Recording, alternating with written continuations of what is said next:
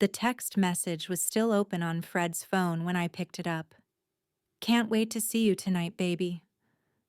Your wife will never find out." But she already had. I had been watching my husband cheat with his affair partner for weeks, and tonight was the night I was going to destroy both of their lives. They had no idea what was coming. If you're enjoying this story of revenge and want to hear how I turn the tables on my cheating husband, smash that like button right now. And don't forget to subscribe because you won't believe what happens next. Trust me, this gets so much better. My name is Amelia, and 6 months ago, I thought I was living in a fairy tale. I'm 26 years old, and people always told me I was beautiful. Not to sound stuck up, but I knew it was true. I had long dark hair, green eyes, and the kind of figure that turned heads when I walked into a room. But more than that, I thought I had found my prince charming. Fred was everything I thought I wanted in a husband. He was 32, successful in his finance job, and he made me feel like I was the only woman in the world.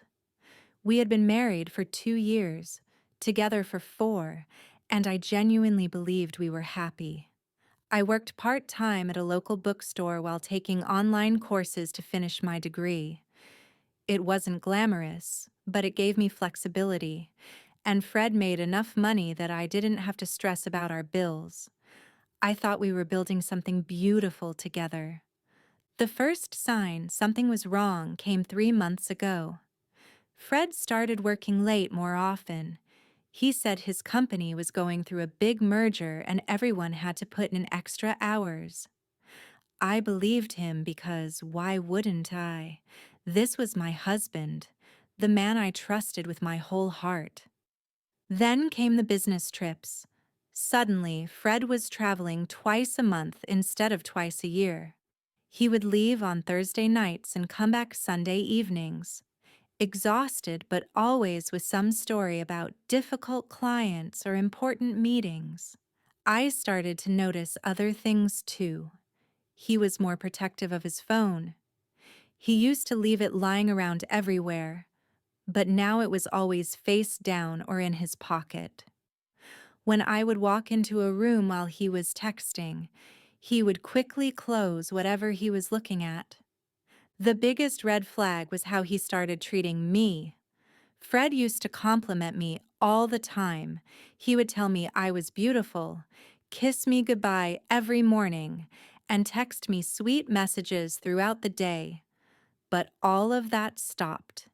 He became cold, distant, like I was just some roommate he barely tolerated. I tried talking to him about it. I asked if something was bothering him, if work was stressing him out, if there was anything I could do to help. But every time I brought it up, he would get angry and tell me I was being paranoid and clingy. "Amelia, you're imagining things," he would say. "I'm working hard for our future. Can't you just be supportive instead of questioning everything I do?" Those words cut deep because I had always been supportive. I had never been the jealous type or the kind of wife who checked up on her husband constantly. But something in my gut was screaming that something was very wrong. The breaking point came on a Tuesday night in March. Fred said he had to work late again, which was becoming his favorite excuse. I decided to surprise him by bringing dinner to his office. I made his favorite pasta dish and drove to his building around 8 p.m. But when I got there, the parking garage was almost empty. I went up to his floor, and the whole place was dark except for the security lights. The cleaning crew was there, and when I asked them about Fred, they told me that most people had left by 6 p.m. I sat in my car in that empty parking garage for 20 minutes, just staring at the container of pasta that was getting cold. That was the moment I knew for sure that my husband was lying to me. He wasn't working late. He was somewhere else, doing something he didn't want me to know about. I drove home that night feeling like my world was crashing down around me, but instead of confronting Fred right away, I decided to do something I never thought I would do. I decided to investigate my own husband. I know some people might think that's wrong, that I should have just asked him directly. But I had already tried that, and he had made me feel crazy for even questioning him. I needed proof of what was really going on. The next morning, after Fred left for work, I did something that still makes me feel sick to my stomach. I went through his things. I started with his home office, looking through papers and receipts. I found credit card statements that showed charges at restaurants I had never been to, hotels in our own city, and even a jewelry store purchase from 2 weeks earlier. I had never received any jewelry, but it was his laptop that gave me the real answers I was looking for. Fred had always been careless with passwords, and he used the same one for everything: our wedding date. How ironic is that? I found his email first. There were dozens of messages from someone named Valerie. At first, I thought it might be work-related because Valerie worked at Fred's company too. But as I started reading, my heart sank into my stomach. These weren't work emails. They were love letters.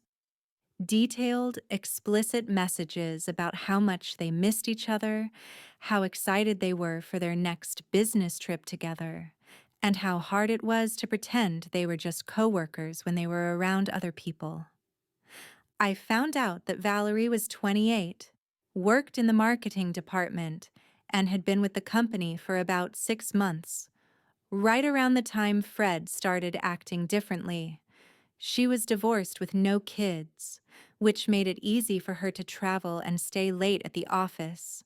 The emails went back 3 months, which meant Fred had been cheating on me for a quarter of our marriage. I read every single message, torturing myself with the details of their relationship. They had inside jokes, pet names for each other, and they talked about me like I was some annoying obstacle in their way. In one email, Fred wrote, "I can't wait until I figure out how to tell Amelia I want a divorce. Then we can finally be together for real." Reading that felt like being stabbed in the chest. My husband wasn't just cheating on me. He was planning to leave me for this woman, and he was too much of a coward to even tell me to my face. But the worst part wasn't the affair itself. It was how stupid they thought I was. In their messages, they would laugh about how clueless I was, how easy it was to fool me, how I believed every lie Fred told me. Valerie wrote, "Does she really believe you're working late again? How can someone be so naive?" And Fred responded, "Amelia has always been trusting. It's actually one of the things I used to love about her, but now it just makes this easier." I printed out every single email and put them in a folder. Then I found their text messages, which were even worse. The texts were more recent, more explicit, and more cruel. They were planning to meet that very night at a hotel downtown.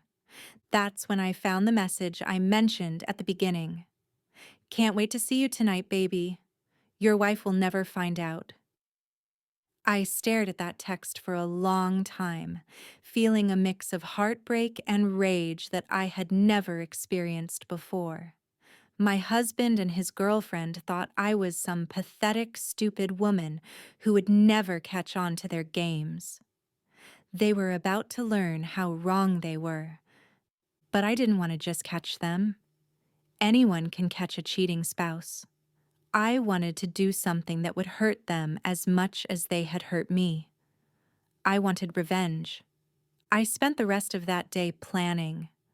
I knew exactly where they were meeting: the Marriott downtown, the same hotel where Fred had supposedly been having business meetings for months. I could have gone there and confronted them, made a big scene, maybe even posted it on social media, but that felt too simple, too easy for them. They would just apologize. Maybe Fred would promise to end the affair, and then what? I would be expected to forgive and forget like nothing had happened? That wasn't going to be enough for me. No, I wanted them to feel betrayed the same way I felt betrayed. I wanted them to question everything they thought they knew, the same way I had been questioning my own reality for months. That's when I came up with my plan. If Fred could have his fun with someone else, then so could I. But unlike my husband, I wasn't going to be sloppy about it. I wasn't going to get caught until I wanted to get caught. I had never cheated on anyone in my entire life. I had barely even flirted with other men since Fred and I got together. But that was about to change. The next day, I did something completely out of character for me. I went to a coffee shop near the university campus, dressed in my best outfit, and started paying attention to the men around me. It didn't take long to notice Pascal.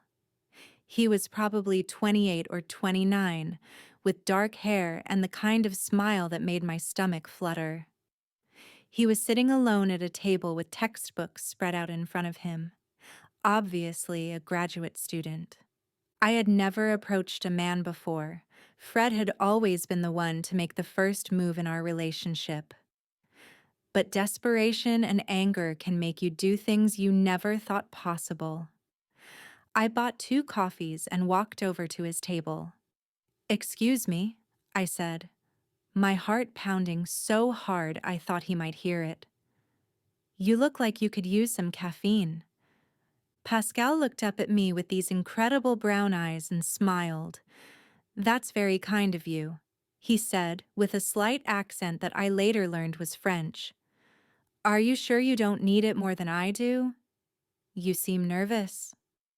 That made me laugh despite everything that was going on in my life. "Is it that obvious? A beautiful woman like you doesn't need to be nervous about talking to anyone," he said, gesturing for me to sit down. "I'm Pascal." "Amelia," I replied, sitting across from him. We talked for 2 hours that first day. Pascal was getting his master's degree in literature, and he was originally from Montreal. He had moved to our city for school and didn't know many people yet. He was intelligent, funny, and he looked at me like I was the most interesting person he had ever met. For those 2 hours, I forgot all about Fred and Valerie and the horrible situation waiting for me at home. Pascal made me feel alive again, made me remember what it was like to have someone genuinely interested in what I had to say. When we finally said goodbye, Pascal asked if I would like to meet for coffee again the next day. I said yes, without hesitation. That night, Fred came home at his usual time with his usual lies about working late. He kissed my forehead absent-mindedly and went to take a shower. While he was in the bathroom, I checked his phone and saw new messages from Valerie, making plans for another hotel meeting the following week. I looked at my reflection in our bedroom mirror and made a decision. If Fred could live a double life, then so could I. I met Pascal for coffee the next day, and the day after that. He was easy to talk to, and he made me feel beautiful and interesting in a way that Fred hadn't in months. Pascal would compliment my intelligence, ask about my thoughts on books we both enjoyed, and he actually listened to my answers. On our 4th coffee date, Pascal asked me if I wanted to grab dinner instead. I knew that accepting would be crossing a line, turning this from innocent flirting into something more serious.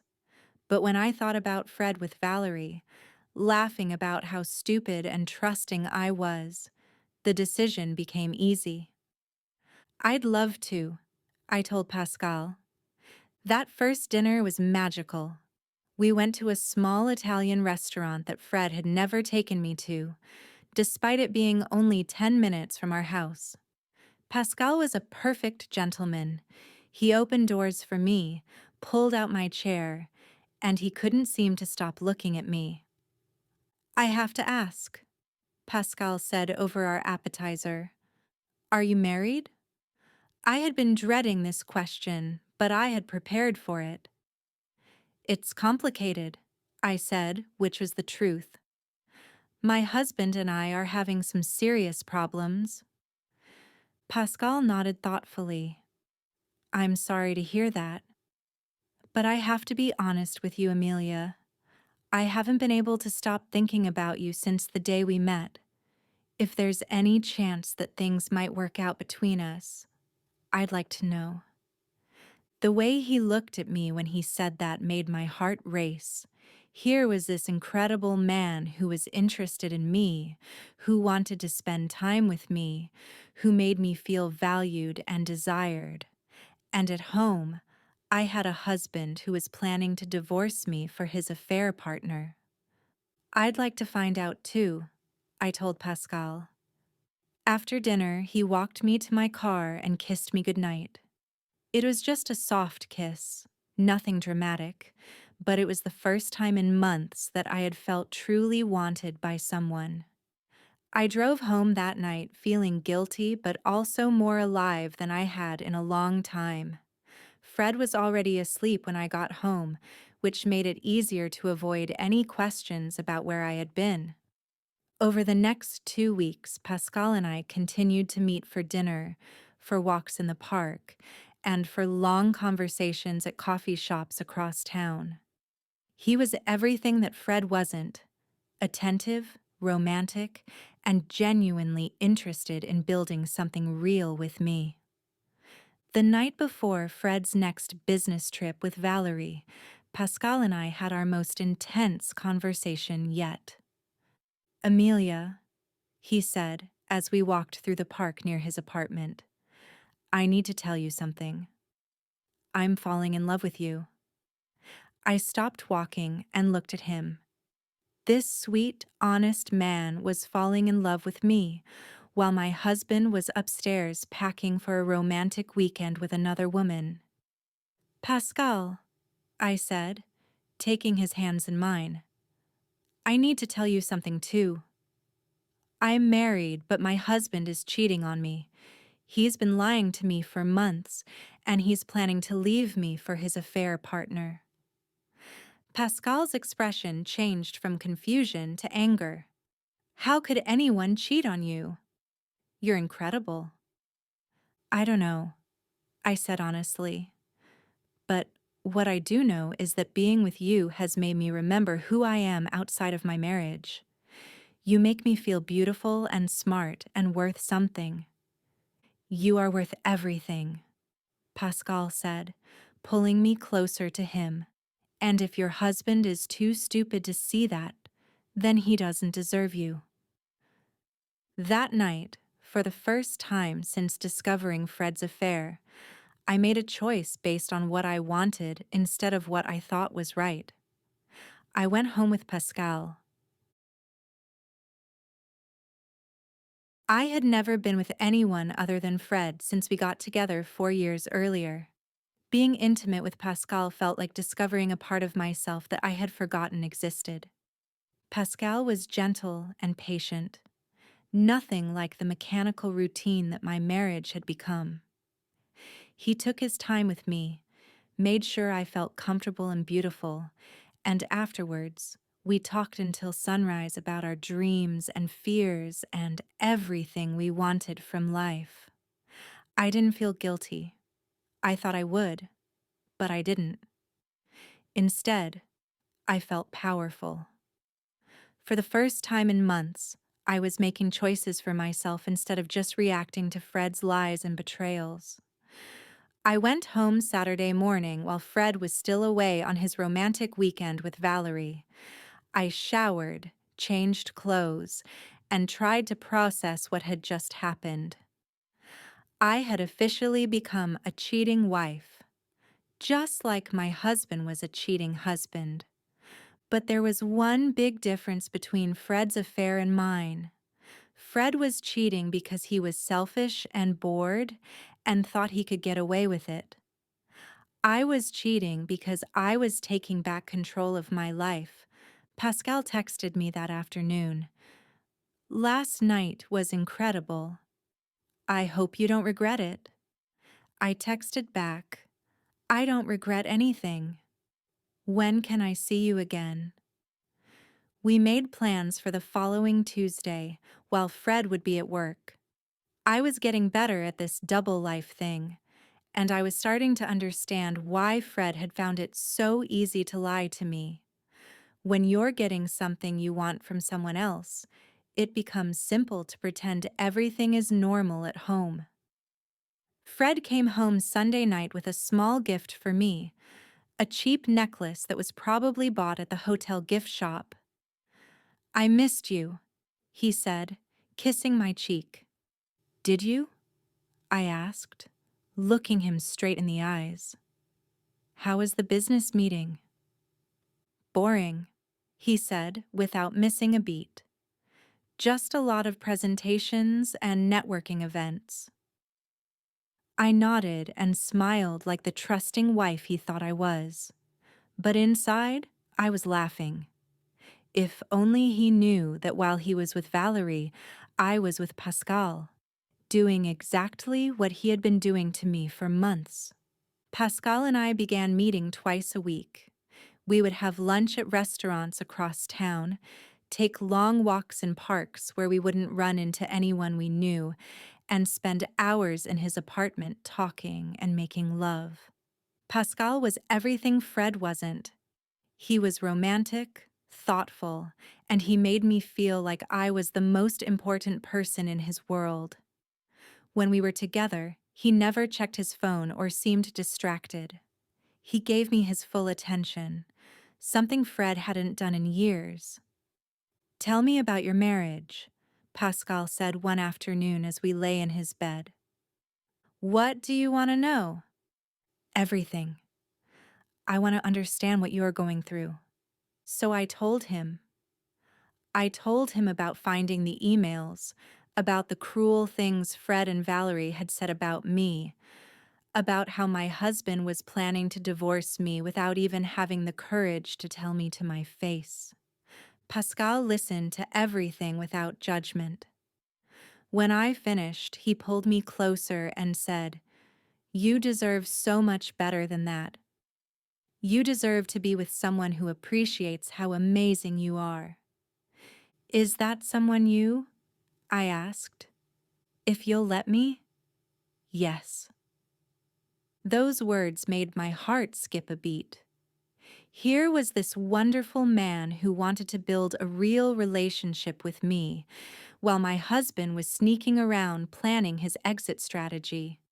I started to think about what my life could look like without Fred. I could get a divorce, move in with Pascal, start over with someone who actually loved and respected me. The idea was both terrifying and exciting, but first, I wanted Fred to know what it felt like to be betrayed. I wanted him to experience the same shock and heartbreak that I had gone through when I found out about Valerie. Pascal, I said during one of our afternoons together, I want to tell my husband about us.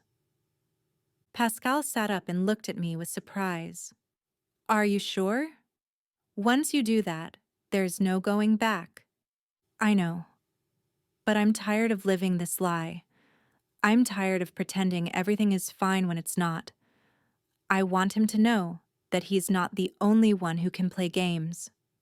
What do you think will happen? I don't know, I admitted. Maybe he'll be angry. Maybe he'll try to blame me for everything. Or maybe he'll be relieved because it will give him an excuse to leave me for Valerie without looking like the bad guy. And what do you want to happen? I thought about that question for a long time. What did I want? I want him to feel as confused and hurt as I felt when I found out about his affair. I want him to question everything he thought he knew about me, the same way I questioned everything about him. Pascal nodded slowly. And then what? What happens to us? That depends on you, I said. This started as revenge, but it's become something real for me. I'm falling in love with you, Pascal. If you want to build something together after all of this is over, then I want that too. I do want that, he said, kissing me softly. I want to be with you for real, not just in secret. That conversation made me realize that my revenge plan had evolved into something bigger. I wasn't just trying to hurt Fred anymore. I was trying to build a new life for myself, a better life, with someone who actually deserved me. I spent the next week planning exactly how I wanted to reveal everything to Fred. I could have just told him I knew about Valerie and that I was leaving him, but that felt too simple. Fred had spent months making me feel stupid and paranoid. I wanted him to experience that same feeling of being completely blindsided. I decided to throw a dinner party. I know that sounds crazy, but hear me out. Fred and I used to entertain a lot when we first got married. We would have people over for dinner, play games, and just enjoy each other's company. But we hadn't done that in months because Fred was always too busy with work. I called Fred at his office on Wednesday afternoon. "Hey, honey," I said in my sweetest voice. "I was thinking we should have some people over for dinner this Saturday. We haven't entertained in so long and I miss it." Fred sounded surprised. "Really? I thought you were upset about me working so much lately." "I was, but I've been thinking about what you said. You're working hard for our future, and I want to be more supportive. Maybe if we spend some quality time with friends, it will help us reconnect." I could practically hear Fred's relief through the phone. He probably thought I was finally going to stop questioning his lies and go back to being the trusting wife he could easily fool. "That sounds great, Amelia. Who are you thinking of inviting?" "Well, I thought we could invite some people from your work. You're always talking about your coworkers, and I'd love to get to know them better. Maybe that new girl in marketing, Valerie? You've mentioned her a few times." There was a pause on the other end of the line. "Valerie? I don't know if she's really the dinner party type." "Oh, come on. It would be nice to meet her, and I'm sure she'd love a home-cooked meal instead of restaurant food all the time." Fred couldn't exactly refuse without seeming suspicious, so he agreed. I also invited Patrick, one of Fred's work friends who I actually liked, and his girlfriend. That way, it would seem like a normal dinner party instead of some weird setup. But here's where it gets interesting. I also invited Pascal. I told Fred that Pascal was a friend I had met at the coffee shop near campus, and that he didn't know many people in town yet. Fred agreed to let me invite him without asking too many questions. So the guest list was set. Fred and me, Valerie, Patrick and his girlfriend, and Pascal. It was going to be the most awkward dinner party in history, but Fred and Valerie had no idea what was coming. I spent the rest of the week preparing. I planned the menu, cleaned the house, and most importantly, I prepared what I was going to say. I also had one more conversation with Pascal to make sure he was ready for what was about to happen. "Are you sure you want to do this?" Pascal asked when I explained my plan. It's going to be incredibly uncomfortable for everyone. I know, but I need to do this. I need Fred to understand that he's not as smart as he thinks he is. I need him to know that while he was lying to me, I was building something real with someone else. And you're sure you want to end your marriage this way? My marriage ended the day Fred decided to cheat on me, I said. This is just making it official. Pascal agreed to come to the dinner party, even though he knew it was going to be awkward and potentially explosive. That's when I knew for sure that he was serious about our relationship. He was willing to walk into a difficult situation because he wanted to support me. Saturday arrived, and I spent the day cooking and getting ready. I chose my outfit carefully, a dress that made me look beautiful, but not like I was trying too hard. I wanted to look confident and in control when everything went down. Fred seemed nervous all day, which made sense since he was about to have dinner with both his wife and his girlfriend at the same time. He kept asking if I needed help with anything, which was unusual since he normally didn't pay much attention to my dinner party preparations. Are you okay? I asked him around 3 p.m. You seem stressed. I'm fine, he said quickly. Just want to make sure everything goes well tonight. It will, I said with a smile. I have a feeling this is going to be a night that everyone remembers. The first guests to arrive were Patrick and his girlfriend Lisa. They were a sweet couple who had always been kind to me, and I felt a little bad that they were going to get caught up in what was about to happen. Pascal arrived next, looking handsome in dark jeans and a button-down shirt. When I introduced him to Fred, they shook hands politely, but I could see Fred sizing him up. Fred was probably wondering why his wife had invited some random young guy to their dinner party. So, Pascal, Fred said as I handed out drinks, how do you know Amelia? We met at a coffee shop a few weeks ago, Pascal replied smoothly. She was kind enough to invite me tonight since I don't know many people in town yet. That's nice, Fred said, but I could see the wheels turning in his head. He was probably wondering if there was more to the story. Then Valerie arrived, and the real fun began. Valerie was pretty. I'll give her that. She was blonde with blue eyes and one of those figures that looked good in anything, but she was also clearly uncomfortable being in my house, sitting at my dinner table, pretending to be just a coworker when she was actually sleeping with my husband. Thank you so much for inviting me, Valerie said when I opened the door. Your home is beautiful. Thank you, I replied sweetly. I'm so glad you could make it. Fred talks about you all the time. I saw Valerie and Fred exchange a quick glance across the room. They were probably panicking, wondering if Fred had been too obvious about their relationship. We all sat down for dinner, and I have to admit, it was the most entertaining meal I had ever hosted. Valerie kept trying to act like she barely knew Fred, but it was obvious to anyone paying attention that they were more than just coworkers.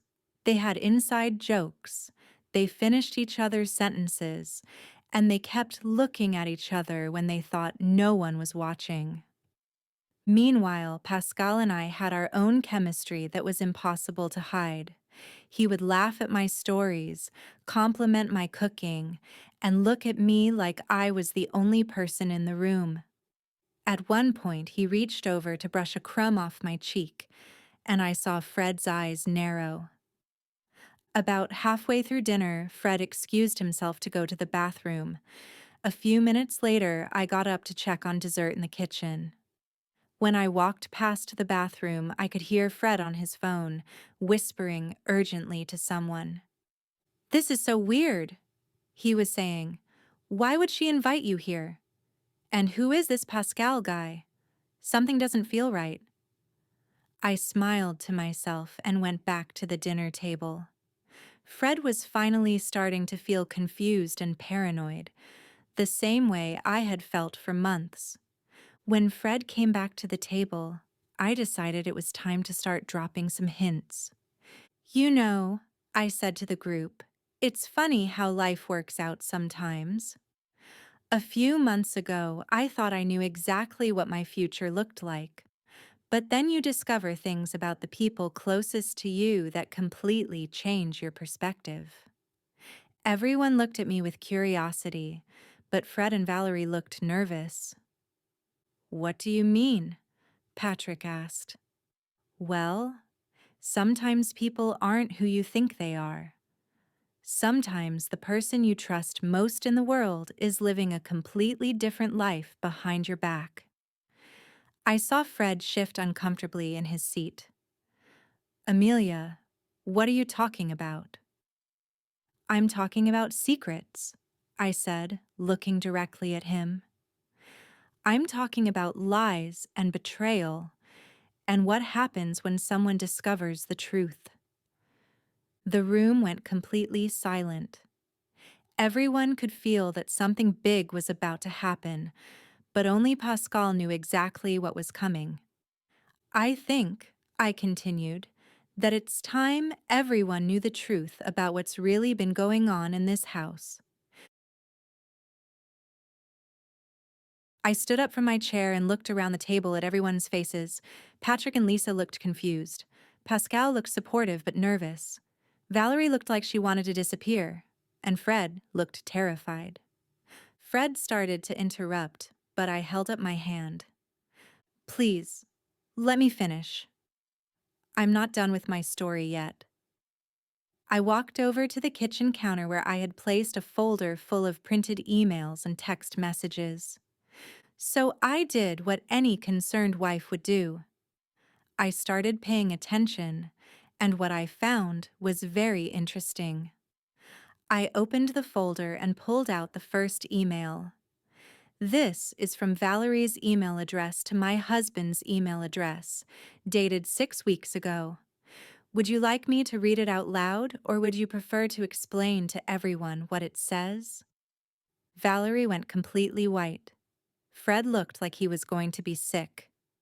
Amelia, Fred said quietly, can we talk about this privately?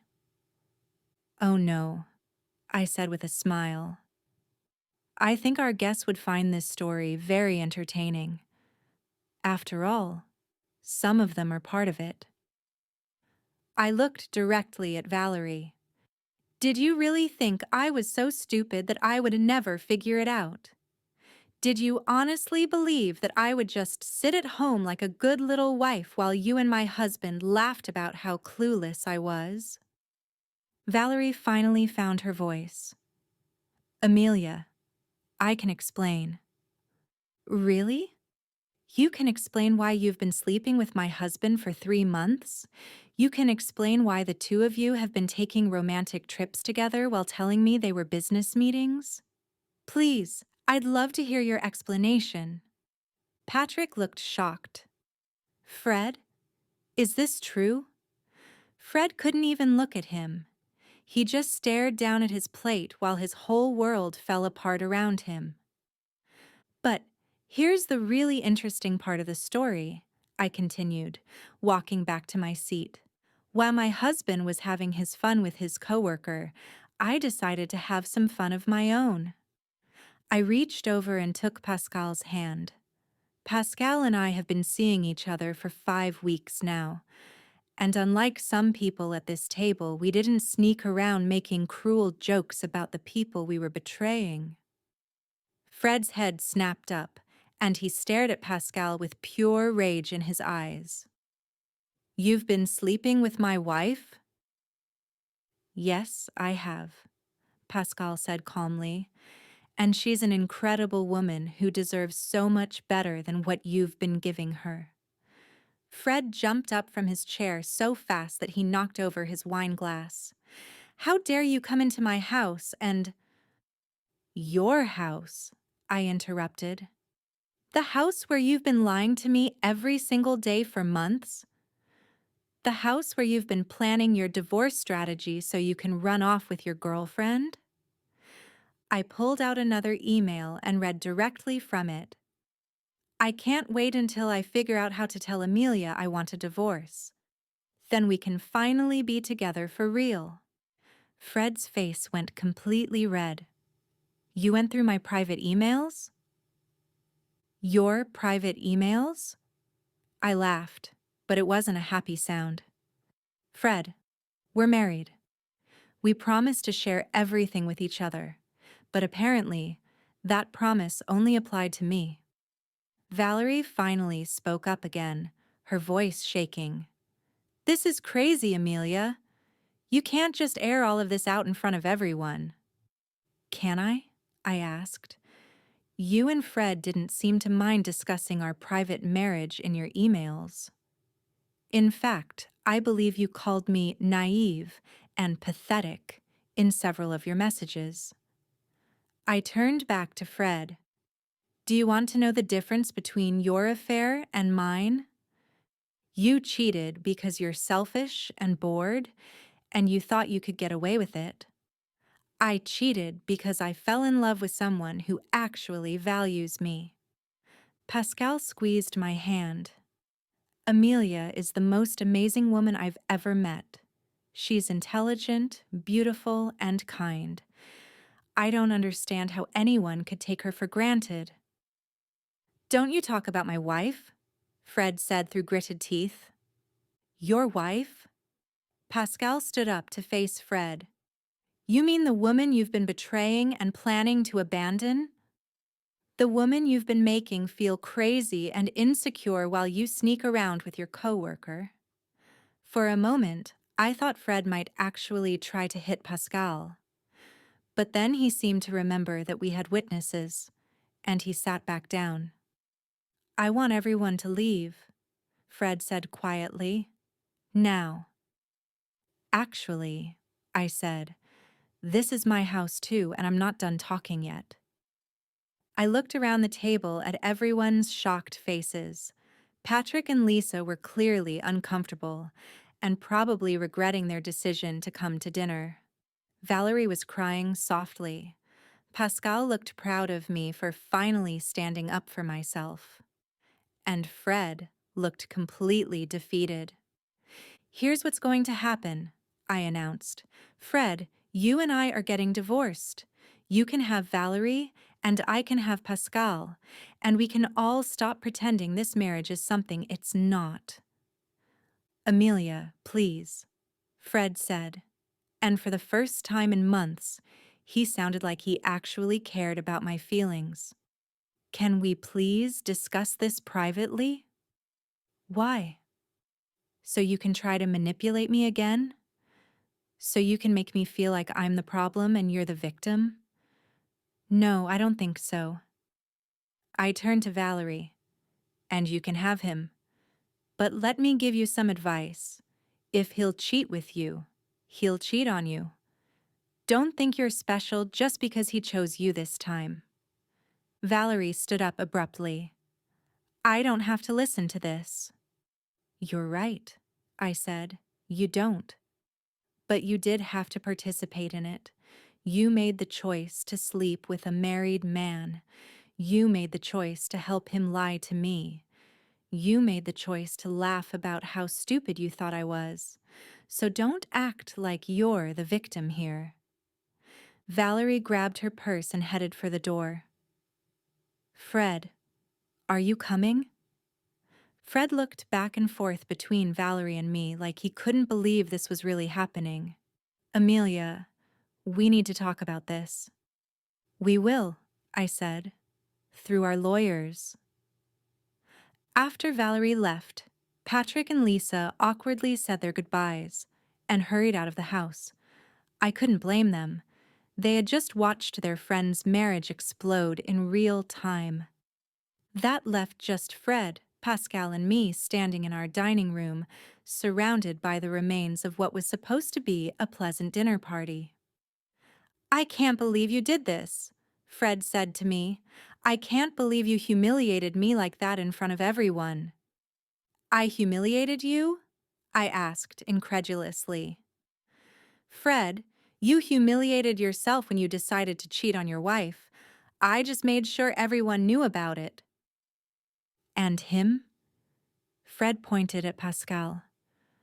How long has this been going on? 5 weeks, I said honestly. 5 weeks of feeling valued and appreciated and loved. 5 weeks of being with someone who doesn't make me feel crazy for having basic human needs. Fred looked at Pascal with pure hatred. Get out of my house. It's Amelia's house too, Pascal said calmly, and she asked me to be here. Pascal, I said gently, maybe you should go. Fred and I need to figure out the practical stuff. Pascal nodded and kissed my cheek. Call me later? Of course. After Pascal left, Fred and I stood in our kitchen looking at each other like strangers. In a way, I guess we were strangers. The man I had married would never have cheated on me and lied to me for months, and the woman he had married would never have planned such an elaborate revenge. So what now? Fred asked. Now we get divorced, I said simply. We divide our assets, we figure out who gets what, and we move on with our lives. Amelia, I know I made mistakes, but don't you think we should try to work this out? We've been together for 4 years. I stared at him in disbelief. Work it out? Fred, you've been planning to divorce me for months. You've been telling your girlfriend that you can't wait to get rid of me. Why would you want to work it out now? Because he started, then stopped. Because I don't want to lose you. You already lost me, I said sadly. You lost me the first time you lied to me about working late. You lost me the first time you kissed Valerie. You lost me the first time you made me feel crazy for trusting my own instincts. Fred sat down at our kitchen table and put his head in his hands. I never meant for it to go this far. What did you mean for it to do? Did you think you could just keep both of us forever? Did you think I would never find out? I don't know, he admitted. I wasn't thinking clearly. Valerie made me feel different, younger, more exciting.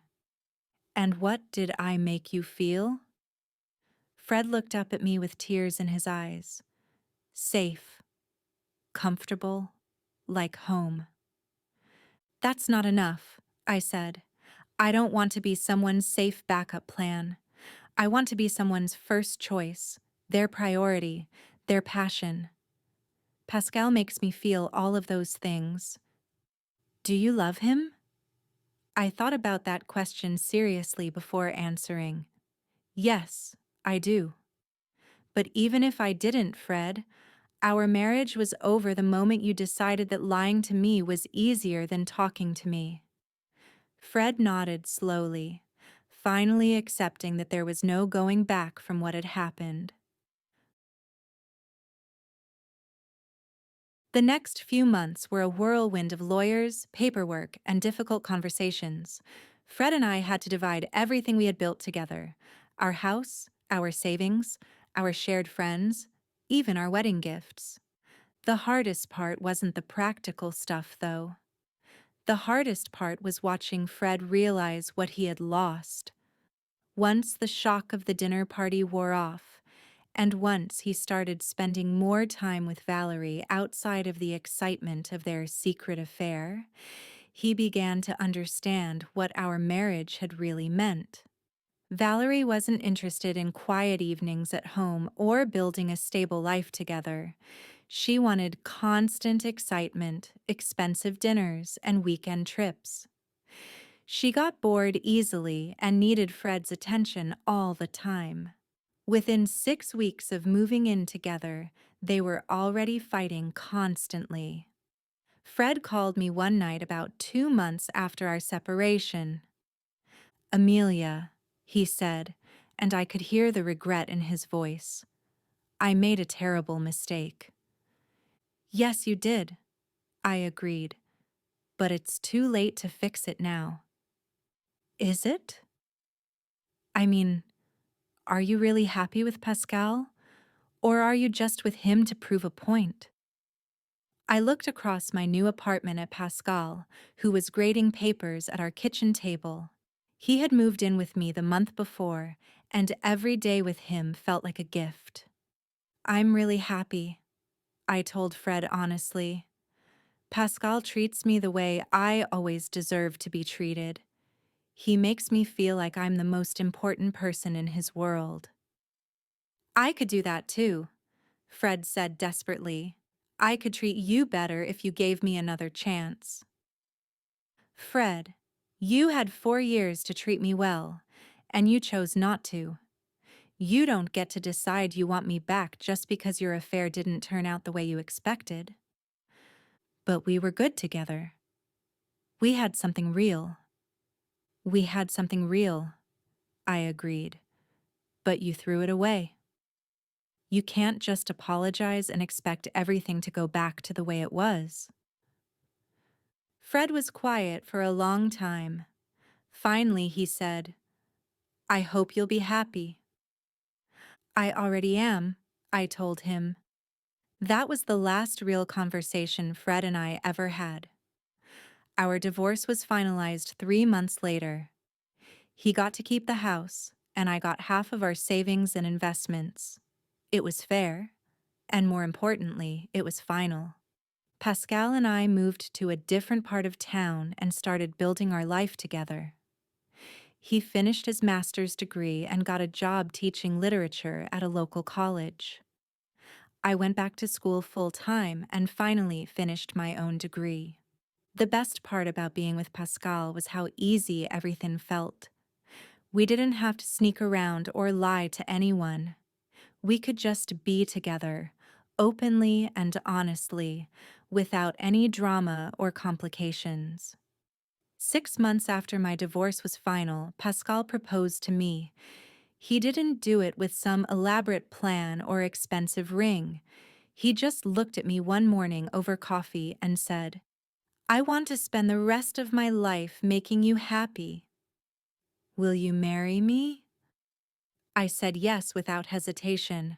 Our wedding was small and simple, just our closest friends and family. It was nothing like my first wedding, which had been this big, expensive production that was more about the party than the actual commitment. This time, I knew I was marrying the right person for the right reasons.